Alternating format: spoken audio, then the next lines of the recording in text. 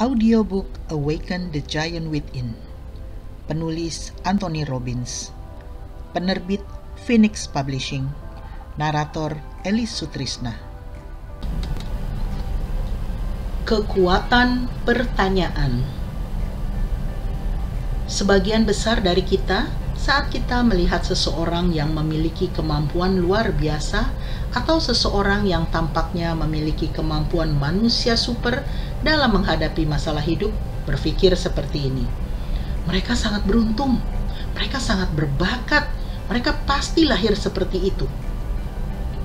Namun kenyataannya, otak manusia memiliki kemampuan untuk menghasilkan jawaban lebih cepat dibandingkan komputer terpintar yang ada di bumi. Bahkan komputer yang saat ini menggunakan mikroteknologi untuk menghitung dalam hitungan nanodetik atau sepermiliar detik membutuhkan 2 gedung seukuran World Trade Center untuk menampung kapasitas penyimpanan otak Anda. Namun, bongkahan abu-abu seberat 1,5 kg dapat memberi Anda kekuatan yang sangat besar seketika dalam mencari jalan keluar untuk berbagai masalah dan menciptakan perasaan emosional sangat kuat dibandingkan banyak sekali teknologi manusia. Sama seperti komputer yang membanggakan kapasitas sangat besar, tetapi tidak memahami bagaimana cara mengambil dan menggunakan semua yang telah disimpan, kapasitas otak menjadi tidak berarti. Saya yakin Anda mengenal seseorang, mungkin bahkan diri Anda sendiri, yang membeli sebuah perangkat komputer baru dan tidak pernah menggunakannya, hanya karena dia tidak mengetahui caranya. Jika Anda ingin melihat dokumen informasi yang penting di dalam sebuah komputer, Anda harus memahami cara mengambil data tersebut dengan memintanya menggunakan perintah yang tepat. Demikian juga, apa yang membuat Anda bisa mendapatkan apapun yang Anda inginkan dari bank data pribadi Anda sendiri adalah kekuatan memerintah dari bertanya. Saya di sini untuk memberitahu Anda bahwa perbedaan di antara setiap orang adalah perbedaan dalam pertanyaan yang terus mereka tanyakan.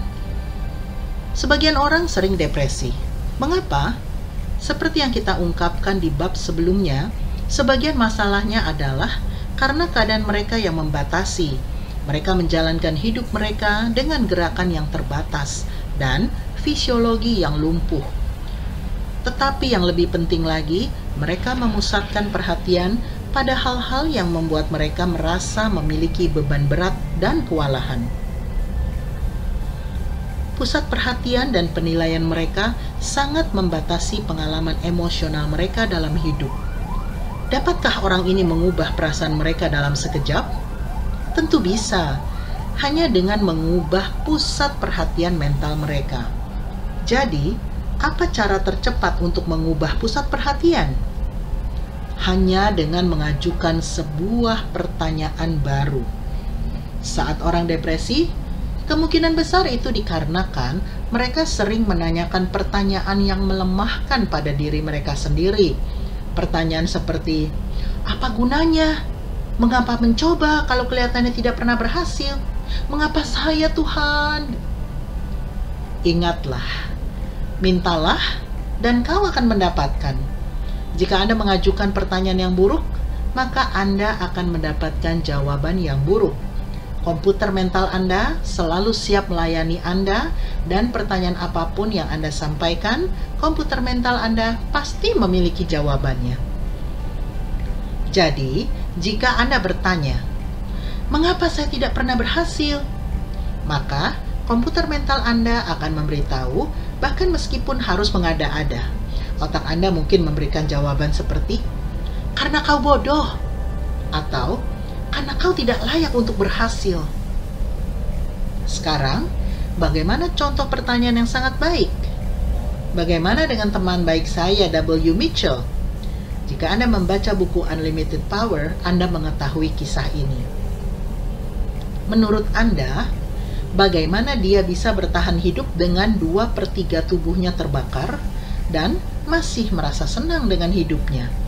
Kemudian, bagaimana dia bisa bertahan dalam sebuah kecelakaan pesawat bertahun-tahun kemudian, kehilangan fungsi kakinya, dan terkungkung di sebuah kursi roda dan masih menemukan cara untuk menolong orang lain, dia belajar untuk mengendalikan perhatiannya dengan mengajukan pertanyaan yang tepat. Saat dia mendapati dirinya di rumah sakit dengan tubuh terbakar sehingga tidak bisa dikenali oleh sekelilingnya, dan sejumlah besar pasien lain di bangsal yang mereka kasihan dengan diri mereka sendiri, yaitu para pasien yang bertanya kepada diri mereka, "Mengapa saya? Tega sekali Tuhan melakukan ini kepada saya. Mengapa hidup ini sangat tidak adil? Apa gunanya hidup sebagai orang cacat?" Mitchell malah memilih untuk menanyakan kepada dirinya, bagaimana saya bisa memanfaatkan keadaan saya ini? Karena keadaan ini, apa yang bisa saya sumbangkan untuk orang lain? Pertanyaan inilah yang menciptakan perbedaan takdir. Mengapa saya jarang menciptakan hasil yang positif? Sedangkan, bagaimana saya bisa memanfaatkan keadaan saya ini? Biasanya membawa kita ke arah mengubah kesulitan kita menjadi kekuatan pendorong yang membuat diri kita dan dunia menjadi lebih baik.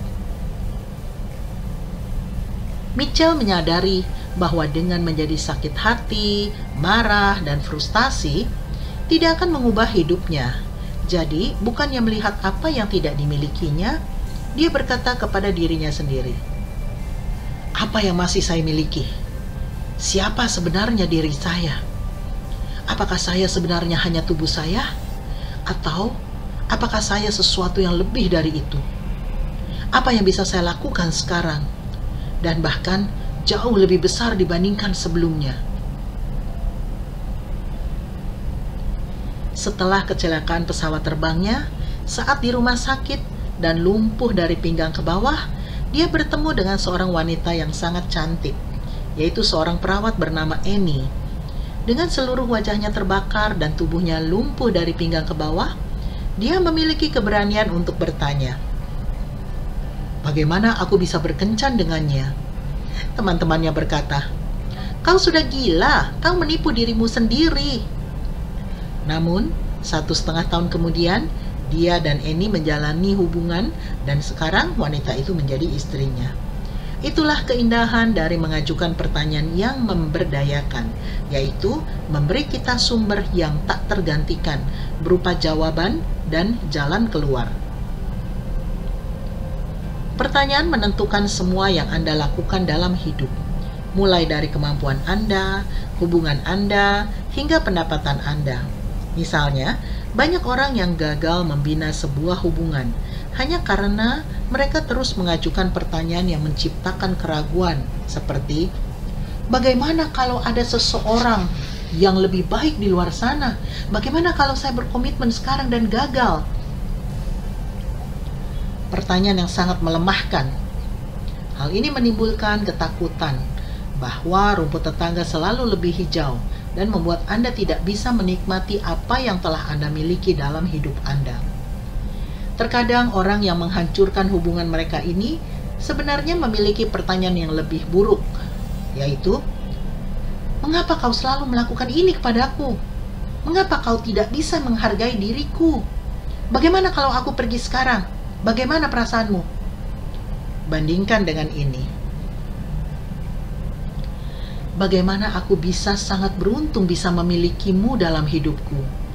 Apa yang paling kucintai dari diri suami atau istriku ini? Sekaya apa hidup kita sebagai hasil dari hubungan ini?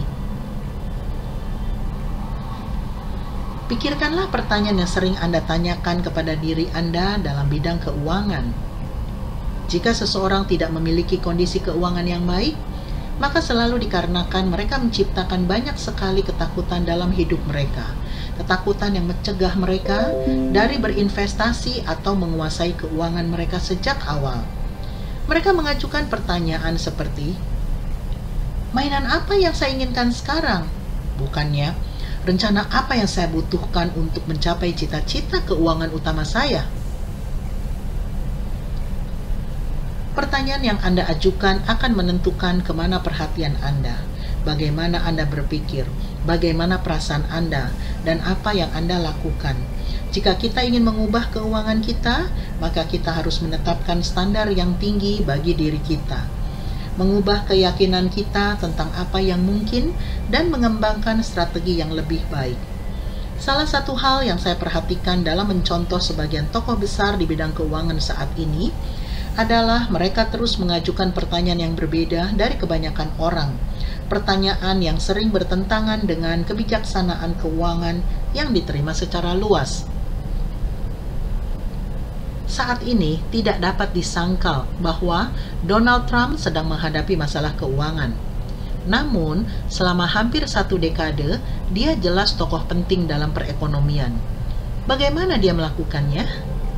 Ada banyak faktor, tetapi salah satu faktor yang disepakati oleh semua orang adalah pada pertengahan 70-an saat New York City menghadapi kebangkrutan, dan sebagian besar pengembang mengajukan pertanyaan seperti, bagaimana jika kita akan bertahan jika kota ini bangkrut?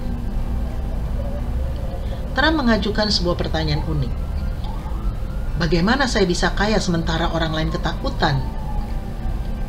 Pertanyaan ini membentuk banyak dari keputusan bisnisnya dan jelas membawanya ke posisi penguasa perekonomian yang dinikmatinya.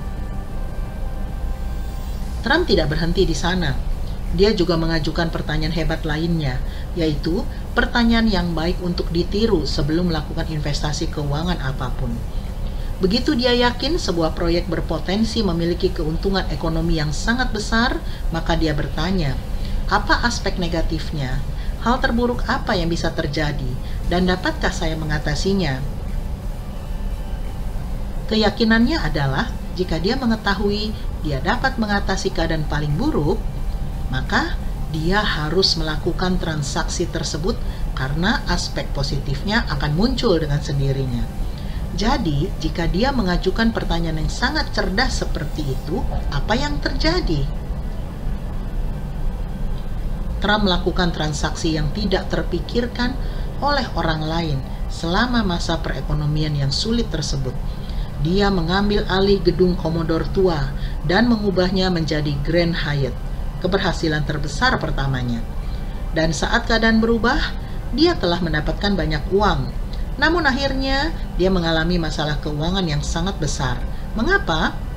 Banyak orang yang mengatakan dia mengubah apa yang menjadi pusat perhatiannya dalam melakukan investasi. Dia mulai mengajukan pertanyaan seperti, apa yang ingin saya miliki? Bukannya, transaksi apa yang paling menguntungkan? Parahnya lagi, sebagian orang mengatakan kalau Trump mulai mempercayai bahwa dia tak terkalahkan. Dan akibatnya, dia berhenti mengajukan pertanyaan aspek negatifnya. Satu perubahan dalam prosedur penilaiannya ini, dalam pertanyaan yang ditanyakannya kepada diri sendiri, mungkin telah membuatnya kehilangan sebagian besar kekayaannya. Ingatlah, bukan hanya pertanyaan yang Anda tanyakan, tetapi pertanyaan yang tidak Anda tanyakan yang membentuk takdir Anda. Jika ada satu hal yang telah saya pelajari dalam mencari keyakinan dan strategi inti dari para tokoh terkenal saat ini, maka itu adalah penilaian yang hebat, menciptakan hidup yang hebat. Kita semua memiliki kemampuan untuk menilai hidup pada tingkatan yang memberikan hasil luar biasa. Apa yang Anda pikirkan saat Anda mendengar kata jenius? Jika Anda seperti saya, yang lebih cepat terbersit dalam pikiran adalah gambar Albert Einstein. Namun, bagaimana Einstein bisa keluar dari pendidikan sekolah menengahnya yang gagal dan masuk ke dalam dunia para pemikir hebat? Tak diragukan lagi, itu karena dia mengajukan pertanyaan yang dirumuskan dengan hebat. Saat Einstein kali pertama menyelidiki gagasan tentang relativitas waktu dan ruang, dia bertanya, apakah mungkin benda yang kelihatannya bergerak bersamaan sebenarnya tidak demikian? Misalnya, jika Anda berada beberapa kilometer dari dentuman sonik, apakah Anda mendengarnya tepat pada saat dentuman tersebut terjadi di luar angkasa? Einstein mengira tidak.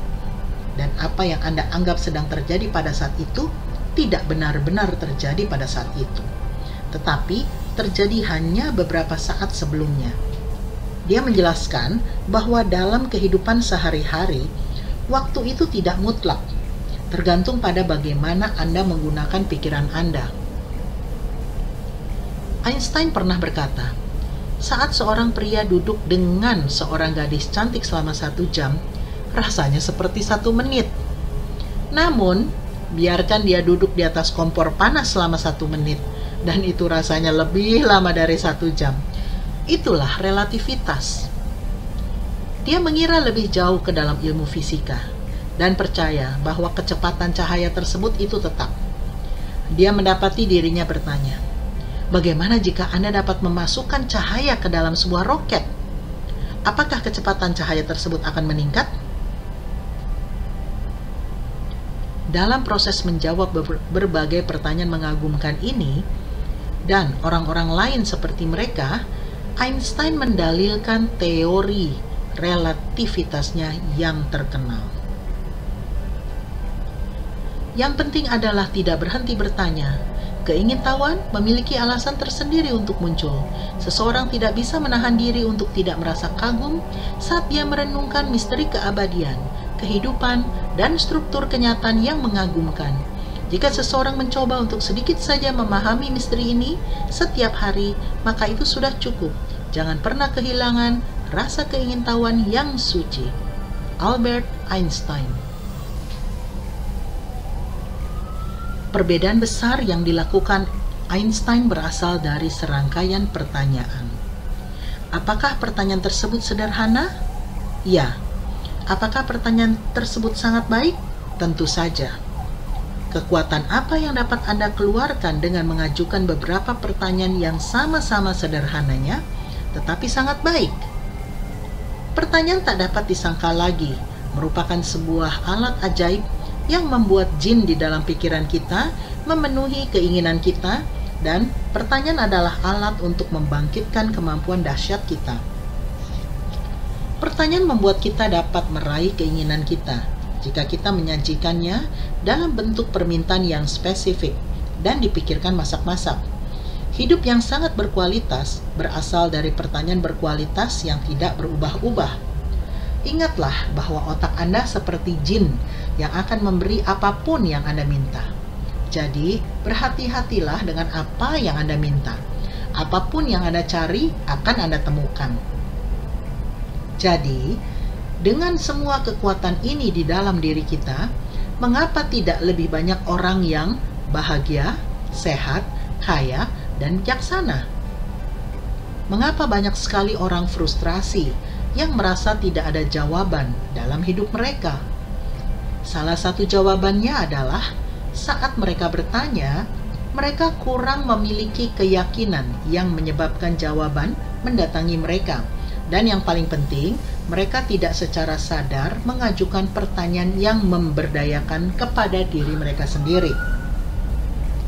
Mereka tidak mengindahkan proses penting ini tanpa memikirkan sebelumnya, atau memiliki kepekaan terhadap kekuatan yang sedang kita salah gunakan atau gagal kita bangkitkan karena kita kurang yakin.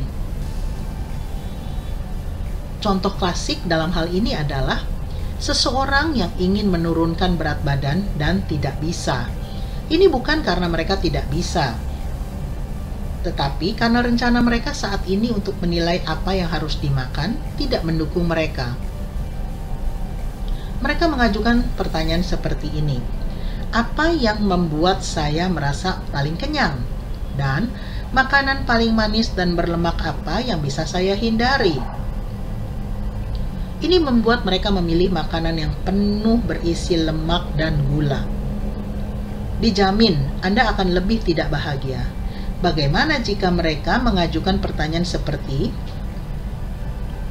makanan bergizi apa yang benar-benar cocok untuk saya? Makanan ringan apa yang bisa saya makan yang akan memberi saya energi? Atau apakah makanan ini akan membersihkan atau menyumbat tubuh saya? Lebih baik lagi jika mereka dapat bertanya, Kalau saya memakan ini, makanan apa yang harus saya hindari agar saya masih dapat mencapai cita-cita saya? Kerugian besar apa yang harus saya alami jika saya tidak menghentikan kegemaran ini sekarang? Dengan mengajukan pertanyaan seperti ini, mereka akan menghubungkan kepedihan dengan makan berlebihan dan perilaku mereka akan berubah dengan segera. Untuk mengubah hidup Anda menjadi lebih baik, Anda harus mengubah pertanyaan yang sering Anda tanyakan. Ingatlah bahwa pola pertanyaan yang terus Anda tanyakan akan menciptakan kepedihan atau kesenangan, kemarahan atau ilham, kesengsaraan atau keajaiban. Ajukanlah pertanyaan yang akan meningkatkan semangat Anda dan mendorong Anda untuk menjadi manusia yang hebat. Bagaimana cara kerja pertanyaan?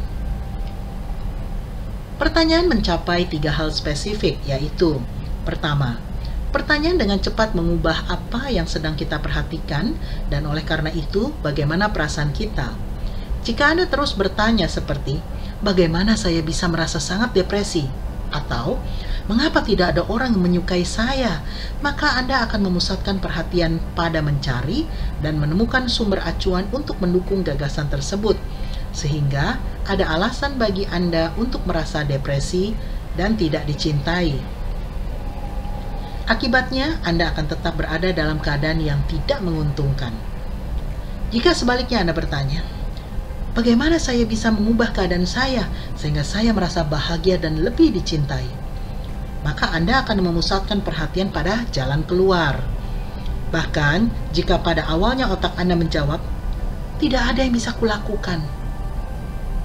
Tetapi, seperti Stanislavski Lek atau W. Mitchell, Anda tetap bertahan dengan perasaan yakin dan penuh harap apapun yang terjadi.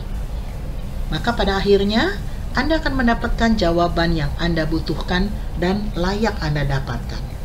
Anda akan memiliki alasan asli untuk merasa lebih baik, dan saat Anda memusatkan perhatian pada alasan tersebut, maka keadaan emosional Anda dengan cepat ikut membaik. Ada perbedaan besar antara sebuah penegasan dan sebuah pertanyaan. Saat Anda mengatakan kepada diri sendiri, saya bahagia, saya bahagia, saya bahagia. Ini mungkin menyebabkan Anda merasa bahagia jika Anda menghasilkan tingkat emosional yang cukup kuat, mengubah fisiologi Anda sehingga mengubah keadaan Anda. Namun dalam kenyataannya, Anda dapat membuat penegasan sepanjang hari dan perasaan Anda tidak benar-benar berubah. Apa yang akan benar-benar mengubah perasaan Anda adalah dengan bertanya, apa yang membuat saya bahagia sekarang? Apa saya bisa bahagia jika saya menginginkannya? Bagaimana perasaan saya mengenai hal itu? Jika Anda terus bertanya seperti ini, maka Anda akan mendapatkan sumber acuan sebenarnya yang akan membuat Anda mulai memusatkan perhatian pada berbagai alasan yang sebenarnya ada untuk Anda, agar Anda merasa bahagia. Anda akan merasa yakin kalau Anda bahagia. Bukan hanya membuat Anda bersemangat, pertanyaan memberi Anda alasan nyata untuk merasakan emosi tertentu. Anda dan saya dapat mengubah perasaan kita seketika, hanya dengan mengubah perhatian kita. Sebagian besar dari kita tidak menyadari kekuatan dari pengelolaan ingatan. Benarkah Anda memiliki masa-masa berharga dalam hidup Anda, yang jika Anda memusatkan perhatian pada masa-masa tersebut dan memikirkannya, maka Anda dengan cepat merasa senang kembali sekarang? Mungkin kelahiran seorang anak, hari pernikahan Anda, atau kencan pertama Anda. Pertanyaan adalah panduan menuju masa-masa tersebut. Jika Anda menanyakan kepada diri Anda pertanyaan seperti, apa kenangan paling berharga saya? Atau, apa kejadian paling hebat dalam hidup saya sekarang? Dan Anda dapat mempertimbangkan pertanyaan tersebut dengan serius, maka Anda akan mulai memikirkan pengalaman yang membuat Anda merasa sangat luar biasa. Dan dalam keadaan emosional yang luar biasa tersebut, Anda tidak hanya akan merasa lebih baik, tetapi Anda akan lebih dapat membantu orang di sekitar Anda. Masalahnya, seperti yang mungkin telah Anda duga, sebagian besar dari kita berjalan secara otomatis, dengan tidak dapat mengendalikan secara sadar pertanyaan yang sering kita tanyakan. Kita sangat membatasi ragam emosional kita dan juga kemampuan kita untuk menggunakan kemampuan yang kita miliki. Jalan keluarnya? Seperti yang kita pelajari di bab 6. Langkah pertama adalah menyadari apa yang Anda inginkan dan menemukan pola lama Anda yang membatasi. Carilah daya ungkit dengan bertanya kepada diri sendiri. Jika saya tidak mengubah ini, apa kerugian besarnya? Apa kerugian jangka panjang yang akan saya rasakan? Dan bagaimana seluruh hidup akan berubah jika saya melakukan ini sekarang? Mengganggu pola tersebut jika Anda pernah merasakan kepedihan, kemudian teralihkan dan tidak merasakan kepedihan tersebut. Maka Anda mengetahui betapa berhasilnya cara ini. Menciptakan cara baru yang memberdayakan dengan serangkaian pertanyaan yang lebih baik. Dan kemudian mengondisikan pertanyaan tersebut dengan melatihnya sampai menjadi bagian tetap dalam hidup Anda. Demikian akhir dari audiobook Awaken the Giant Within, penulis Anthony Robbins, penerbit Phoenix Publishing, narator Elis Sutrisna. Silakan like dan komen di audiobook ini. Silakan subscribe dan bunyikan loncengnya agar selalu ada notifikasi setiap ada audiobook baru. Terima kasih.